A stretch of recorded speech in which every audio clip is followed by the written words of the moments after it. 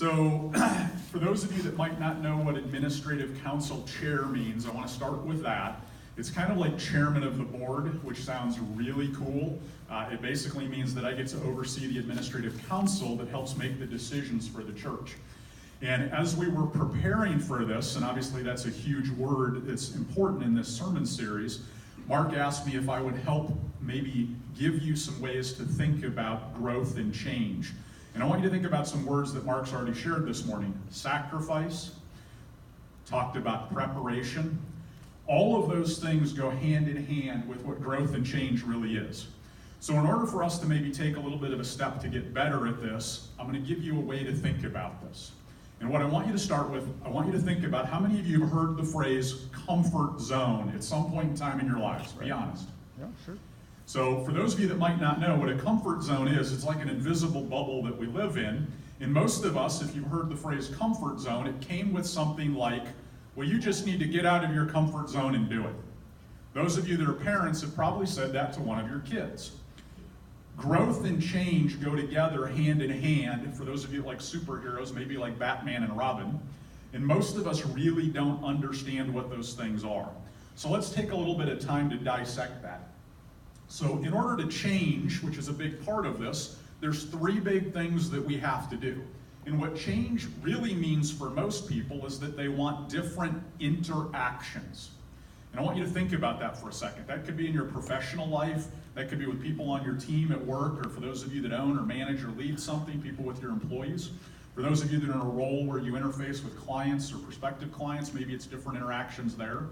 In order for us to have different interactions, we have to understand how to have different actions. If I don't change my actions, the interaction will never change. That sounds crazy simple, but most of us never connect those dots intentionally. In order for me to change my actions, I've got to back up one more step, and I've got to change my thoughts. I've got to change my thoughts. All of us have things that pop into our heads in a fraction of a second that are either comfortable or uncomfortable. So let me give you an example. If Mark would have tapped you on the shoulder as you were walking in today and said, hey, could you deliver about 10 minutes in the middle of the sermon? An awful lot of you would have found a way to leave church because you didn't feel good real fast. Because it's outside your comfort zone. There's a few of you that's inside your comfort zone. What a comfort zone is, if you think about it, and there's a circle in your sermon notes, you might want to write the words comfort zone in there. That comfort zone is what's easy and natural for us versus what's not. I want you to think about all the things you want in your life that you do not have right now. For some of you, that might be a relationship with somebody. Maybe there's somebody that you're struggling to connect with. Maybe it's taking a step in your faith growth. Maybe it's something in your professional lives. Our comfort zone limits and holds us back all the time. All of the things that we want in life that we do not have today are outside of our comfort zone. If they were inside your comfort zone, you would already have them. Now, why is this growth and change in comfort zone so difficult? It's because most of us never dissect it. In your sermon notes, there's 5 spaces to fill in here. We grow in a 5-step process, and most of us never take the time to understand this. Step number 1 is awareness. To help you think about awareness, I want you to think about all the people you know in your life. Some of you know a person who's maybe come up to you and said, I am a great listener, and then for 20 minutes they told you how great of a listener they are without taking a breath. How many of you know that person? If they are here in service with us, do not point at them. It gets very awkward. But can you see where there's an awareness gap? But most of the time it's not nearly that obvious. Once we've got some awareness, we can seek out knowledge. Knowledge is information that we take in. When we come to church and we listen to a sermon, it's really about knowledge. When we read a book, maybe the Bible, it's about knowledge. Most of us get stuck here because we get the information, we take it in, and we never do anything with it. If you think about it, every one of you have had this happen. You've heard something, you said, that's a great idea, I'm going to do it, and then you never did anything with it.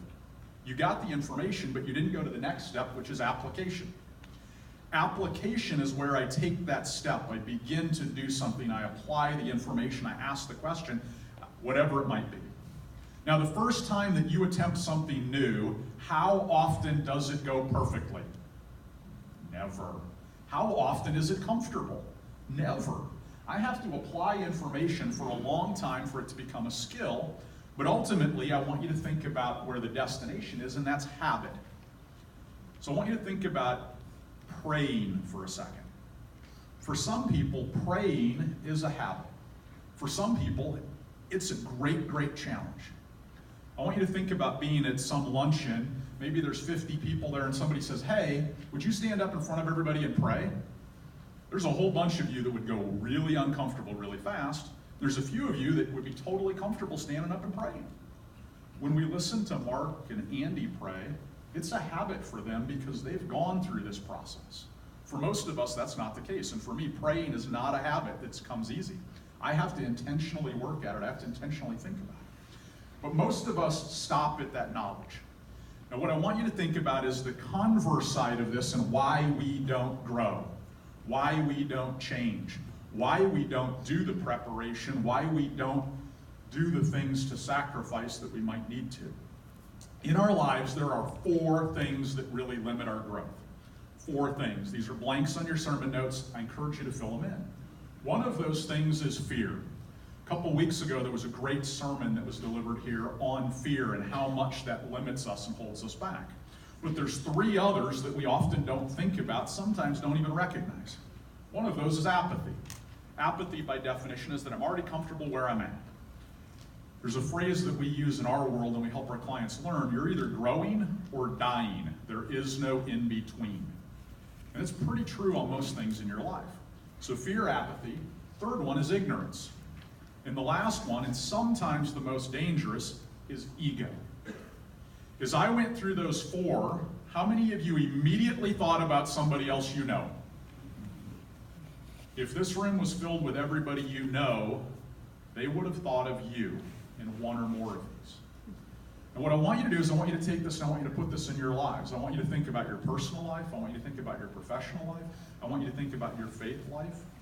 We all get stuck in different places. And in those 5 growth steps, if you don't know where you're stuck, it's awareness.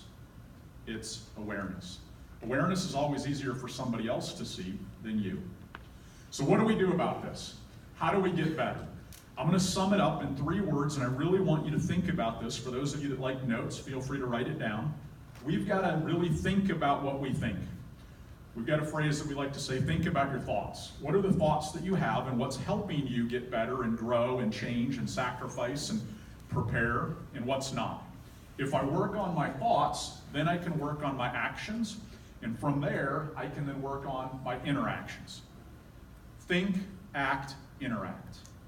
Think, act, interact. If you want to get better, if you want to grow and you want to change, I encourage you to really think about those things. And as we take the steps together in this capital campaign, think about what this means in your lives. Think about it individually, think about it as a family. Some of the things that we're talking about and some of the sacrifice is scary. Mark talked about the word luck. In my world, the word luck means opportunity and preparation intersecting. Most of us know somebody and we think, oh, they're just so lucky. There's a phrase that most successful people have that says, it only took me X amount of years to become an overnight success. Doesn't matter who that is in your lives, but we only see the luck at the end. We don't see the growth and the change and the sacrifice and the preparation along the way. And that's what I really want you to take away from today as you listen to Mark deliver the rest of the word. Thank you.